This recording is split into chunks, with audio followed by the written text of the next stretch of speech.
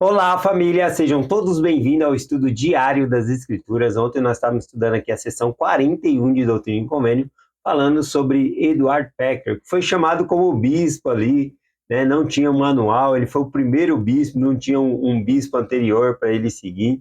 E aí, nos comentários aqui no YouTube, essa aqui é o comentário da Rosa Nery Silva de Almeida. Ela colocou aqui, né? Meu esposo é bispo. Mesmo com todas as instruções, ser bispo nessa época não é fácil, né? É difícil, ela colocou aqui. Então, realmente, né? É um grande chamado que traz grandes responsabilidades, não somente ao bispo, mas à esposa também ali, com todo o apoio que precisa dar, de ajudar ali.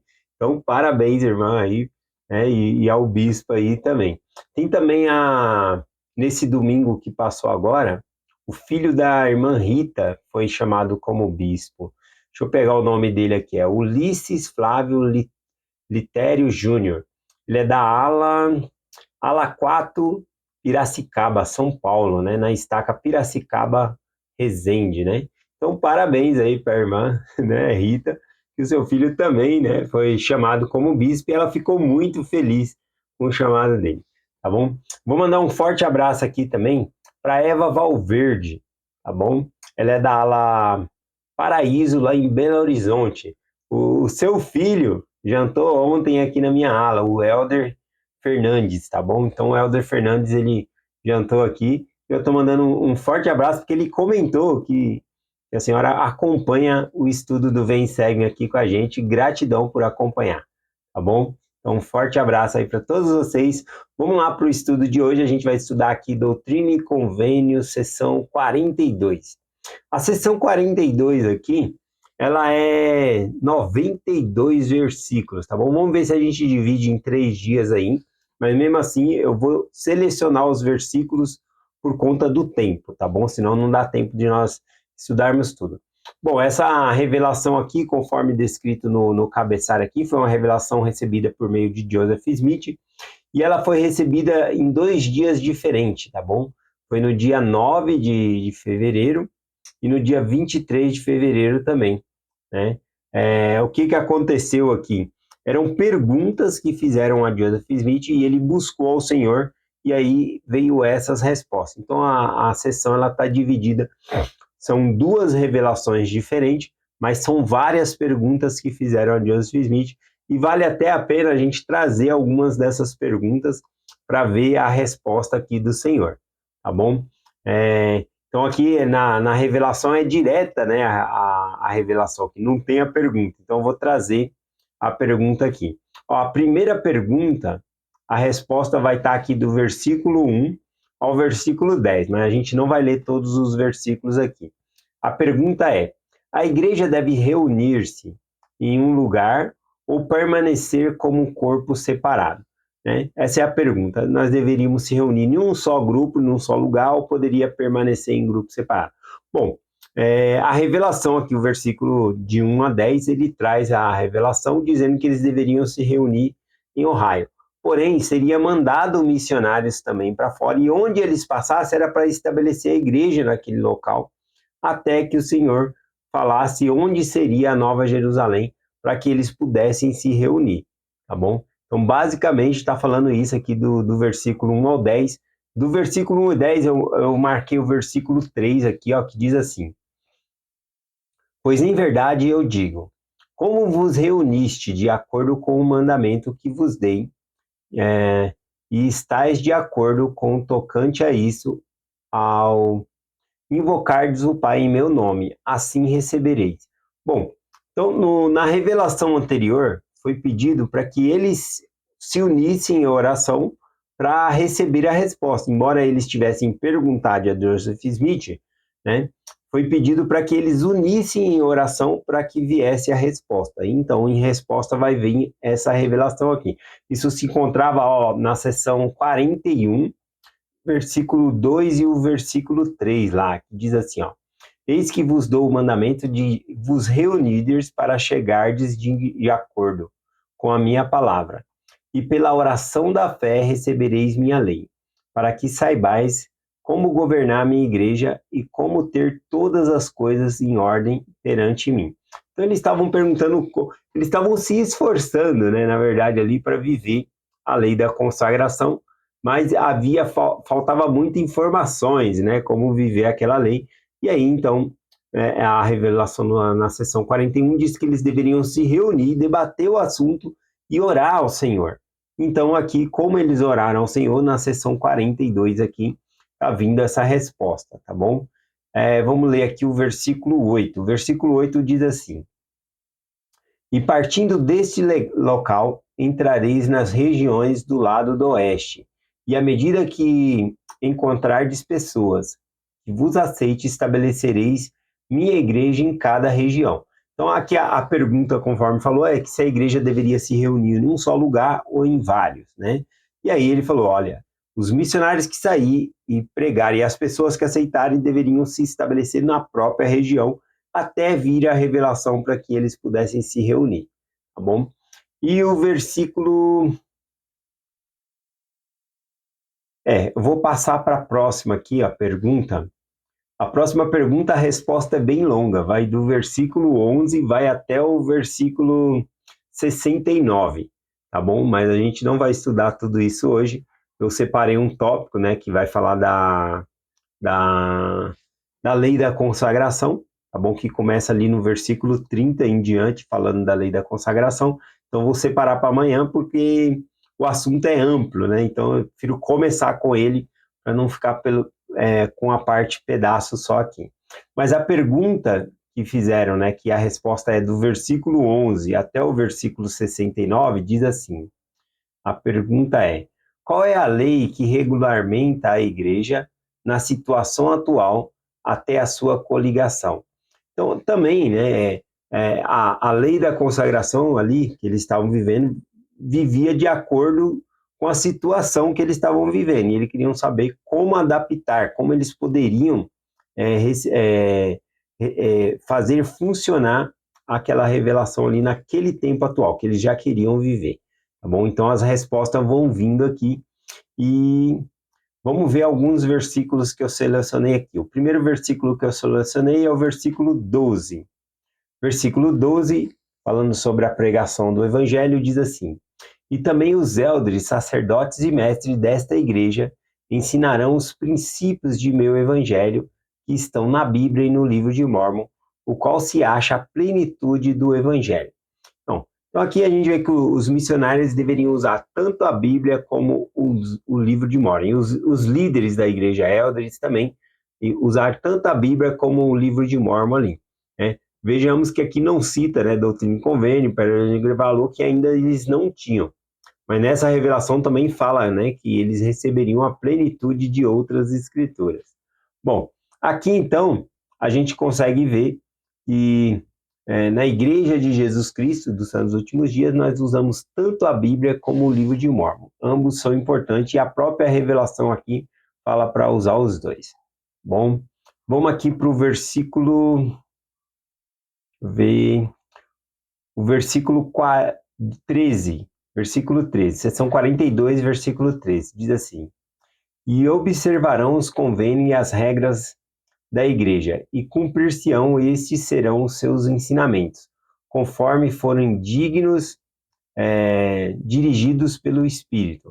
O versículo 14 eu achei interessante, diz assim, ó, E o Espírito ser-vos-á dado pela oração da fé. E se não receberdes o Espírito, não ensinareis. Então, aqui era um mandamento ali para as pessoas que estavam responsáveis a ensinar. Se eles não recebessem o Espírito, eles não deveriam ensinar. A gente tem que ensinar a lei, os mandamentos, tudo com o Espírito. Por isso que nós buscamos, né, quando nós vamos dar uma aula, nos preparar antes, para que possamos compartilhar uma mensagem com o Espírito do Senhor. O outro versículo aqui que eu separei, do versículo 18 até o 29, que a gente vai parar já aqui no 29, vai falar sobre os mandamentos que eles devem guardar.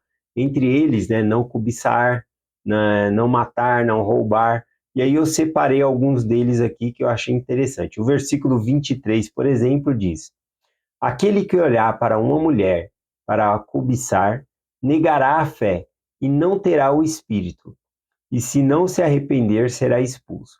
Bom, Então, aqui, né, aquele que olhar para uma mulher para cobiçar, ele vai perder o Espírito do Senhor. Tchau para o Espírito. A pessoa perde o Espírito. Por quê? Porque está em pecado. Tá bom? Então, precisa se arrepender para que o Espírito possa estar. Isso já em reflexão com versículos anteriores ali, que falou que se não tiver o Espírito, não deve ensinar. Por isso, quando uma pessoa está se tratando, né, porque o pecado, né, é uma ferida, quando ela está se tratando, né, a respeito do pecado, ela não vai participar de algumas coisas, como fazer oração na igreja, né, no meio ali das pessoas, fazer oração ou fazer discurso ou dar a aula, porque primeiro a pessoa precisa ter o Espírito. Se ela está vivendo uma vida de pecado, ela precisa se tratar primeiro, né? Nós temos o bispo, que ele é o juiz em Israel, que ajuda a pessoa ali a se reconciliar com Deus, tá bom? Então, em contraste com que se não tem o Espírito não podereis ensinar, aqui a gente vê que se uma pessoa cobiça outra pessoa ali, está desejando, olhando com um olhar de desejo, ele perde o Espírito.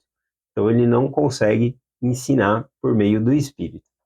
O outro mandamento aqui é bem interessante, é o versículo 27, porque nós temos lá em Êxodo, capítulo 20, né, citando os 10 mandamentos. No versículo 16, inclusive, né, lá em Êxodo 20, diz: não dirás falso testemunho contra o teu próximo. Isso parece algo formal, né? Prestar um testemunho ali contra o próximo, fazer um complô com outra pessoa para fazer aquela pessoa ser julgada. Então, prestar um falso testemunho, né? Um dos 10 mandamentos é que não pode prestar um falso testemunho. Aí aqui em Doutrina e Convênio, na seção 42, versículo 27, diz assim: não falarás mal de teu próximo, nem lhe farás mal algum, né? Então, enquanto lá em Êxodo 20 fala de uma forma mais formal, não prestar falso testemunho, aqui em Doutrina e Convênio ele traz assim para o âmbito mais íntimo, no sentido de não é que você está prestando testemunho contra outra pessoa formal, mas o simples fato de nós falarmos mal de outras pessoas, nós já caímos em pecado, tá bom? Então, olha aqui o versículo, vou ler de novo, Doutrina e Convênio 42, versículo 27. Não falarás mal de teu próximo, nem lhe farás mal algum. Tanto fazer o mal como falar mal, né? Então, nós devemos observar essas coisas para que nós não fiquemos falando mal um dos outros ou fazendo fofoca, né? Que é algo difícil de controlar. Mas a gente tem que lembrar, né? Se a gente focar que fofoca é pecado, a gente vai então parar de fazer a fofoca ou falar mal dos líderes ali, que é a mesma coisa, tá bom? Lembrando, né, eu até separei aqui Tiago 2, versículo 10, que fala, né, que qualquer que guarda todos os mandamentos e quebra um, é como se fosse culpado de todos, tá bom? Então, se eu estou quebrando um mandamento, ou seja, falando mal do meu próximo, isso também me impede de entrar no reino de Deus, assim como os outros mandamentos impede também. Então, primeiro eu tenho que limpar a minha vida, ou seja, parar, abandonar os erros, porque eu não vou levar erro para o céu, tá bom? Eu tenho que me arrepender e ser limpo por meio de Jesus Cristo. Então, o fato aqui é isso, né? Tiago, ele fala que aquele que guarda os mandamentos, vou até ler o versículo, né? Tiago 2:10. Porque qualquer que guarda toda a lei e desliza nenhum só ponto é culpado de todos. Então, vamos imaginar os 10 mandamentos, né? Ele está falando, olha, se você está guardando todos os mandamentos, né? Todos os 10 mandamentos. Mas se você se deslize em um, vamos colocar um aí que seja o, o, o falso testemunho, né? Que está lá nos 10 mandamentos. Se eu presto falso testemunho, é como se eu fosse culpado de quebrar todos os outros 10 mandamentos. Por quê? Porque assim como quebrar os mandamentos não nos deixa entrar no céu, porque nada impuro pode entrar na presença de Deus, então também qualquer outro pecado menor também me impede de entrar na presença de Deus. Por isso que nós devemos abandonar todo o pecado. Bom, todo o pecado. Esse que é o sentido da escritura. Aí tem um exemplo aqui que eu gostei bastante, né? Que uma vez eu aprendi com a Marlene. ela falou, assim, acho que foi ela que falou, qual é a diferença, né, de você jogar uma pedrinha pequena na piscina, o que vai acontecer? A pedrinha vai afundar, vai ficar lá no fundo, ou jogar uma pedra grande, ambas vão ficar no fundo. Então, tanto faz, se você faz um pecado grande ou um pequeno, ambos nos afasta da presença do Senhor. Por isso que não devemos falar mal do nosso próximo. E o último versículo aqui de hoje, versículo 29, diz assim: Se me amares, servi-me-ás e guardarás todos os meus mandamentos. Todos os mandamentos, não é para ser seletivo, né? Esse mandamento eu vou guardar, esse não. E também ficar pensando, esse pecado eu não levo, né? Porque vê outra pessoa com um pecado maior lá e fala, esse pecado eu não levo para o céu. Bom, a notícia que nós temos é que não vai pecado nenhum para o céu. Não adianta a gente ficar com os pecados de estimação, né? Pecados pequenos ali, porque todo o pecado não pode entrar no céu. Tá bom? Então nós devemos arrepender de todos. Então, conforme diz a Escritura, se me amais, guardarás todos os meus mandamentos. Então, para demonstrar o nosso amor a Deus, a gente também é obediente aos mandamentos dele. Então, é essa mensagem que nós compartilhamos hoje com vocês, em nome de Jesus Cristo. Amém. Até amanhã.